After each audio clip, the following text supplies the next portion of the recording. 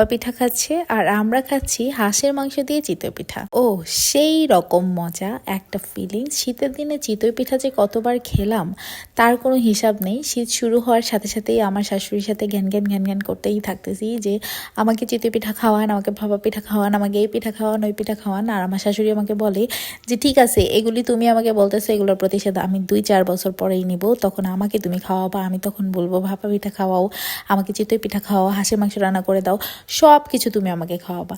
আর এদিক থেকে জাইনও কিন্তু খাচ্ছিল। জাইন আবার বলতেছিল এটা হচ্ছে ভাপা পিঠা। আর আমাকে দেখো, আমি তো পুরা লেটকায় বইসা তারপর খাইতেছি। আমার তো পুরাই সহ্য হইতেছিল না যে কখন আমি খাবো। ভিডিওর উপলক্ষে কিন্তু আমি এখন পর্যন্ত খাই নাই, তো এখন খাইতেছি আর তোমাদের সাথে শেয়ার করতেছি। অনেক বেশি মজা, আর তোমাদের সাথে এক্সপ্রেশনটা দেখেই তো বুঝতেছো যে কেমন মজা লাগতেছে আমার। জাইন তো ভাপা পিঠায় এক ফোঁটা খাইয়েই রাইখা দিছে, ও তো সব খাইতেও পারে না। আর আমরা তো একদমই খেতে খেতে খেতে খেতে বুটকু হয়ে যাচ্ছি। সো এই ভিডিওটা কেমন লেগেছে অবশ্যই কমেন্ট করে জানাবে।